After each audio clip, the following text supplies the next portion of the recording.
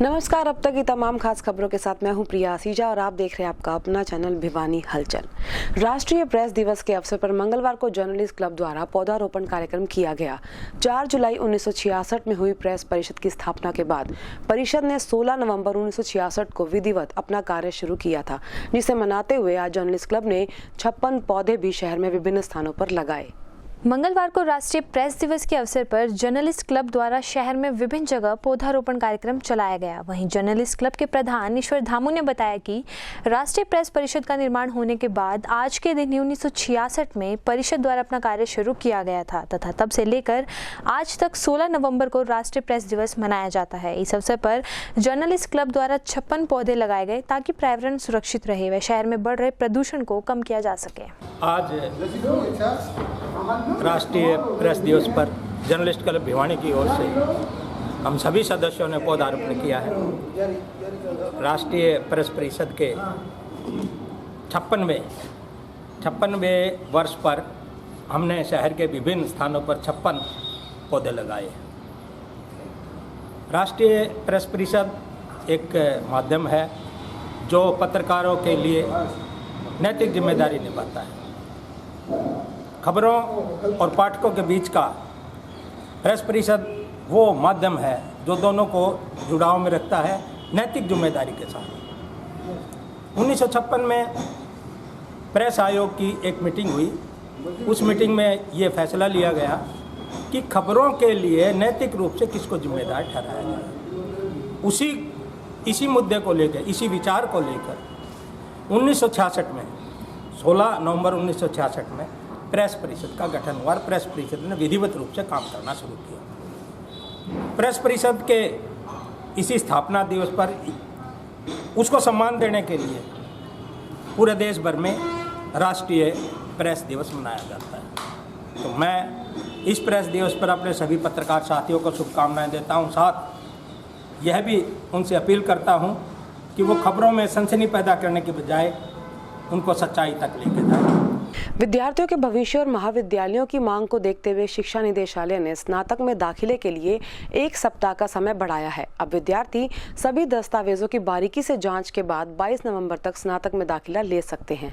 उच्चतर शिक्षा निर्देशालय ने महाविद्यालयों की मांग और विद्यार्थियों के भविष्य को ध्यान में देखते हुए स्नातक में दाखिले के लिए 1 सप्ताह का मौका और दिया गया है। विद्यार्थियों को साइबर कैफे में अपना ऑनलाइन रजिस्ट्रेशन कर फॉर्म कॉलेज में जमा करवाना होगा। इसके बाद अगले दिन वे कॉलेज में दाखिला पा सकते हैं। इस संबंध में राजीव गांधी कॉलेज की प्राचार्य डॉक्टर रेखा शर्मा ने बताया कि अपने दस्तावेजों की बारीकी से जांच कर ही निर्देशालय द्वारा जारी दिए गए फॉर्म को भरवाएं तथा खाली सीटों की जानकारी लेकर अपना आवेदन कर दें ताकि उनका कॉलेज में एडमिशन हो सके। साथ ही उन्होंने बताया कि विद्यार्थी काउंसलिंग में भाग ले सकते हैं। इसके साथ ही अन्य विद्यार्थी नया ऑनलाइन रजिस्ट्रेशन भी कर सकते हैं। इसके लिए 22 नवंबर अंतिम तिथि है।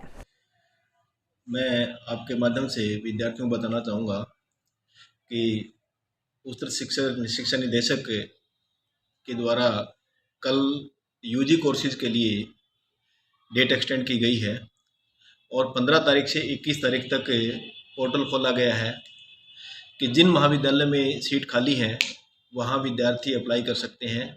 फ्रेश भी रजिस्ट्रेशन कराया जा सकता है। यदि किसी विद्यार्थी के द्वारा अब तक रजिस्ट्रेशन नहीं कराया तो वो विद्यार्थी अपना रजिस्ट्रेशन करा के इस प्रवेश प्रक्रिया में भाग ले सकता है और 22 तारीख तक एडमिशन रहेंगे। तो 21 तारीख को रात के 12 बजे तक पोर्टल खुला रहेगा और महाविद्यालय उसके बाद फिर उन विद्यार्थियों का एडमिशन कंप्लीट करेगा। विशेष बात यह है कि जिस महाविद्यालय में जिस संकाय में सीट खाली रही है उस संकाय के लिए, उस महाविद्यालय के लिए विद्यार्थी पोर्टल पे जाके अपनी एप्लीकेशन सबमिट करें और अपना रजिस्ट्रेशन कराएं ताकि उन विद्यार्थियों को जो प्रवेश से वंचित रह गए हैं वो दाखिला पा सकें और वो अपनी पढ़ाई को जारी रख सकें। नहीं, इसमें कोई किसी प्रकार की लेट फीस नहीं है। विद्यार्थी बगैर लेट फीस के अपना प्रवेश पाएंगे क्योंकि सरकार के द्वारा ये कोई इच्छा ही नहीं है कि विद्यार्थियों से किसी प्रकार की विलंब शुल्क लिया जाए। ये केवल विद्यार्थियों की सुविधा के लिए है और शिक्षा को प्रोत्साहन देने के लिए किया गया है कि जिस महाविद्यालय में, जिस संकाय में कोई सीट बाकी रह गई है तो उस संकाय के लिए, उस महाविद्यालय में विद्यार्थियों को मौका मिले और विद्यार्थी भी किसी प्रकार का अतिरिक्त वित्तीय भार न पड़े। मिनी क्यूबा के नाम से विख्यात हमारी भिवानी के खिलाड़ियों ने हर स्तर पर जिले का नाम रोशन किया है और खिलाड़ियों की खेल प्रतिभा बढ़ाने के लिए जिले में भी अनेक प्रतियोगिताएं आयोजित होती रहती हैं। इसी कड़ी में स्थानीय भीम स्टेडियम में भी जिला स्तरीय बॉक्सिंग प्रतियोगिता चल रही है, जिसमें अंडर 17 और अंडर 19 लड़के और लड़कियां 22 नवंबर तक अपने मुक्कों का दमखम दिखाएंगे। गौरतलब है कि स्थानीय भीम स्टेडियम में 11 नवंबर से 22 नवंबर तक जिला स्तरीय प्रतियोगिताएं निरंतर जारी हैं। इसी कड़ी में मंगलवार को भीम स्टेडियम में जिला स्तरीय बॉक्सिंग प्रतियोगिता का आयोजन किया गया, जिसमें जिले के सभी स्कूलों के बच्चों ने भाग लिया। वे अपने प्रतिभा के रंग बिखेरे। आपको बता दें कि अंडर 17 और अंडर 19 एज ग्रुप के लड़के व लड़कियों द्वारा इस प्रतियोगिता में भाग लिया गया। वहीं कोच ने बताया कि भिवानी के बच्चों द्वारा बेहद अच्छा प्रदर्शन किया जाता रहा है तथा भिवानी के खिलाड़ी ओलंपिक तक अपनी छाप छोड़ चुके हैं।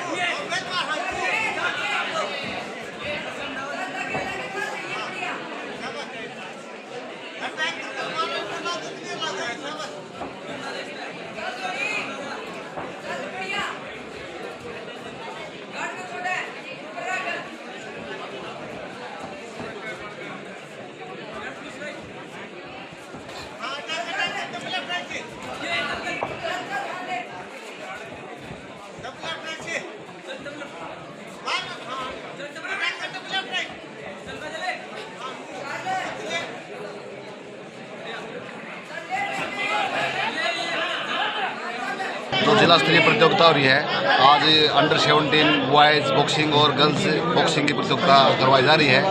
इसमें कोई दो राय नहीं है, बच्चों में भिवानी के अंदर प्रतिभा की कमी नहीं है। बॉक्सिंग में तो बच्चों ने खेलों में ओलंपिक में नाम रोशन किया है और उसमें ज़्यादातर खिलाड़ी भिवानी के रहते हैं। भिवानी को बॉक्सिंग की वजह से मिनी क्यूबा का नाम दिया गया है और अन्य खेलों में भिवानी हर मामले में अच्छी है और अच्छी रहेगी।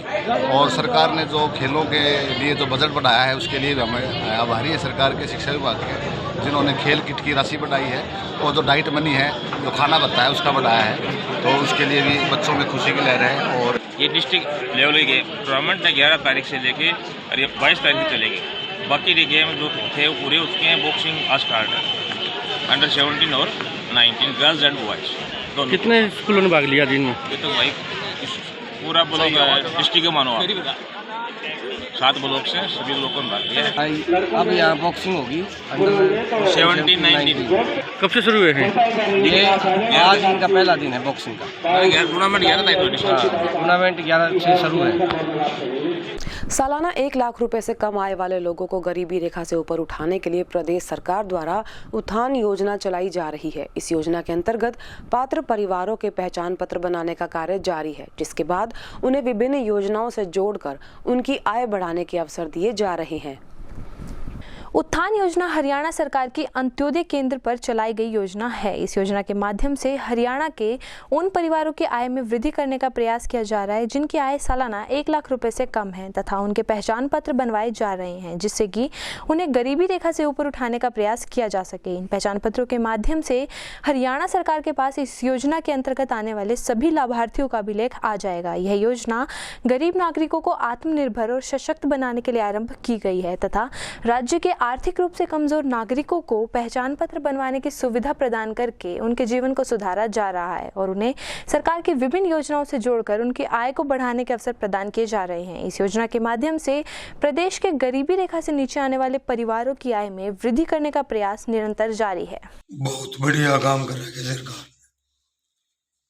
ये बाहर पेश लगा आड़ा लग देने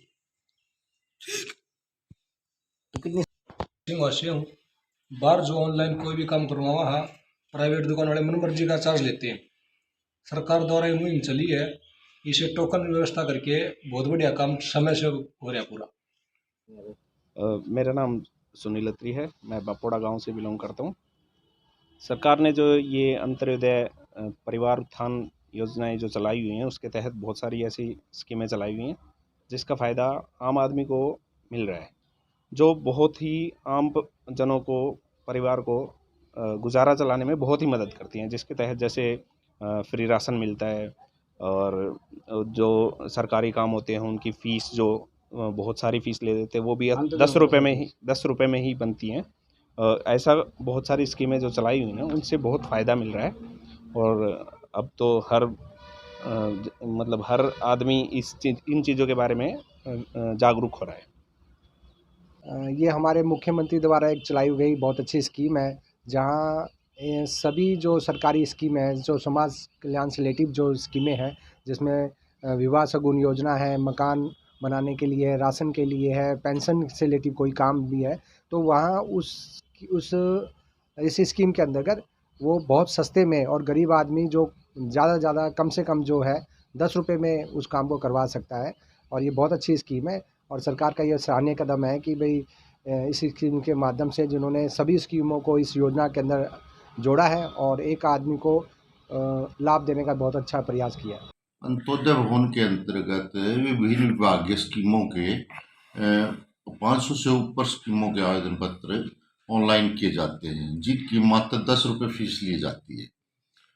इसको आमजन को फायदे की जहाँ तक बात है, मैं बताना चाहूँगा कि CSC से अगर वो कोई भी आवेदन पत्र ऑनलाइन करवाते हैं तो वहाँ वो CSC सेंटर वाले अब निर्धारित फीस न लेकर उससे ज़्यादा फीस भी वसूल कर लेते हैं आमजन से।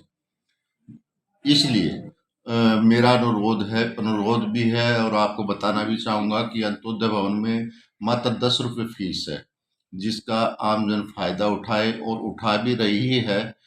10 रुपये भर के किसी भी विभागीय स्कीम का आवेदन पत्र ऑनलाइन करवा सकते हैं, और इसका आमजन को काफ़ी फ़ायदा भी हो रहा है, क्योंकि इससे मात्र 10 रुपये में एक जो सरकार की तरफ से निर्धारित फीस है वही होती है जमा, ये ना कि CSC सेंटर वगैरह की तरह मनमाने रूप से फीस देनी पड़ती है। ऐसा कुछ नहीं है। तो सर क्या आपके अंत्योदय भवन में कुछ एक पद और भी है? साथ ही मैं आपको बताना चाहूँगा कि अंत्योदय भवन में कोई भी आवेदनकर्ता अपना किसी भी स्कीम के तहत आवेदन करने के लिए जाता है तो उसको पूर्ण रूप से उस स्कीम के बारे में बताया जाता है, उसको क्या क्या डॉक्यूमेंट लगते हैं उनके बारे में उनको समझाया जाता है, ताकि आमजन से संबंधित कोई भी व्यक्ति के बार बार चक्कर ना कटे, वो अपने पूर्ण कागजात लेकर आए, अपने पूर्ण कागजात सहित ही अपने ऑनलाइन करवाए, ताकि उसको बार बार चक्कर ना काटना पड़े। और तो इसमें फीस कम होने के साथ साथ ही ये भी आमजन को काफ़ी फ़ायदा है कि उसको अच्छी तरह समझाया जाता है।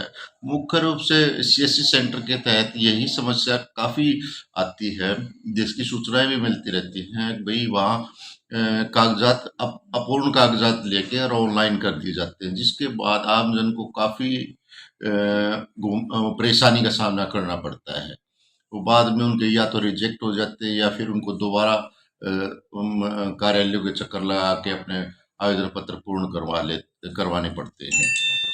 पिछले करीबन 15 दिन से गली में भरे पानी की समस्या से परेशान दिनोद गेट क्षेत्र स्थित जैन गली वासियों ने अपनी समस्या के समाधान की मांग की है। गली वालों ने बताया कि सीवर बनाने की वजह से इनकी गली में ये पानी भरा है, जिसकी शिकायत के बाद भी कोई अधिकारी इसकी सूद तक नहीं ले रहा है। स्थानीय दिनोद गेट चौक के नजदीक जैन गली में लोगों को सीवरेज बनने के कारण गली में पानी भरने जैसी समस्याओं का सामना करना पड़ रहा है। वहीं स्थानीय लोगों का कहना है कि पिछले 13 दिनों से गली में पानी भरा हुआ है तथा कई बार पार्षद और नगर परिषद को शिकायत करने के बावजूद भी प्रशासन का कोई कर्मचारी इसकी सुध लेने तक नहीं पहुंचा है। साथ ही उन्होंने कहा कि गली में पानी भरने की वजह से गंदगी हो गई है, जिस पर मच्छरों का आतंक है तथा इस कारण गली के कई लोगों को डेंगू हो चुका है। वहीं उन्होंने बताया कि आज प्रशासन द्वारा सीवर में से पानी निकालने के लिए गाड़ी भेजी गई है, लेकिन आज से पहले प्रशासन का इस ओर कोई ध्यान नहीं था। ये जैन गली है जी, दिनोद गेट के पास 7 तारीख से सीवर सारे बंद पड़े हैं और वहाँ रिपोर्ट भी लिखा रखी है, कोई सुनता नहीं है, ना MC सुनता है ना कोई सुनता है। बस ये पब्लिक परेशान है, आने जाने में दिक्कत होती है। ये कामरा है जी, MC अशोक कामरा, काम करवाता नहीं, कुछ है नहीं जी, बस गली भरी पड़ी है, डेंगू चल रहा है। 7 तारीख तक शिव रुके पड़े हैं और सबका डेंगू बुखार हो रहा है, कोई सुनाई नहीं है। MC कह गए थे वो भी सुनाई नहीं करता, बिल्कुल। अशोक कामरा है, 25 नंबर वार्ड है। दिनोद गेट जैन गली। ये जी कई 7-8 दिनों से जी एक तकलीफ हो रही है, गली में पानी भरा हुआ है, बहुत दिक्कत हो रही है, आने जाने में दिक्कत हो रही है। और कई बच्चों को तो डेंगू हो गए, बुखार हो गए, सीरियस केस हो रहे हैं वो भी। ठीक है जी, ये कैमरा जी हमारी गली में आता भी नहीं है, जाता भी नहीं है, और वोट लेने के लिए आ जाते हैं जी सारे के सारे। कुछ खंभों की फैसिलिटी नहीं है, लाइट भी नहीं चल रही इस गली में इतनी, और झाड़ू देने वाले भी नहीं आते जिस गली में। ऐसा काम सिस्टम हो रहा है यहाँ पे। मैडम भिवानी दिनोद गेट में रहते हैं जैन गली में जी, हम बहुत परेशान हैं। 7 तारीख से सीवर बंद है और डेंगू की बीमारी ऐसी चली हुई है जी, बहुत ज़्यादा बच्चे बीमार है और परेशान है हम काफ़ी दिनों से। और कोई कंप्लेंट नहीं कराई इसकी? कंप्लेंट कराई थी सर, कोई सुनवाई नहीं हो रही। एसडीएम के पास भी गए थे, हमारा अशोक कामरा के पास गए थे। ठीक है जी, कोई सुनाई नहीं हो रही, बच्चे परेशान हो रहे हैं काफ़ी दिन से, कोई सुनाई नहीं है हमारी जी। बच्चे परेशान है, बुजुर्ग बीमार है, आप देख सकते हो। छोटी काशी के लोगों को राम जीवन का व्याख्यान करने हेतु राम कथा का आयोजन हनुमान गेट स्थित वैकुंठ धाम में किया गया है। 10 नवंबर से चल रही राम कथा का 19 नवंबर को भंडारे के साथ समापन किया जाएगा। राम कथा के आयोजन में काफी संख्या में राम भक्त श्री राम के आदर्शों को जानने और सुनने के लिए पहुंच रहे हैं। गौरतलब है कि स्थानीय हनुमान गेट स्थित वैकुंठ धाम में राम कथा का प्रसारण 10 नवंबर से 18 नवंबर तक किया जाएगा, जिसके बाद 19 तारीख को राम कथा का समापन भंडारे के साथ किया जाएगा। वहीं आपको बता दें कि राम कथा के माध्यम से लोगों को मर्यादा पुरुषोत्तम राम के जीवन, उनके मूल्यों तथा आदर्शों को अपने जीवन में लाने के लिए प्रेरित किया जा रहा है। राम कथा का आयोजन जन कल्याण को ध्यान में रखते हुए किया गया है। इस अवसर पर धाम में श्री राम जी की विभिन्न झांकियां भी दर्शाई गई।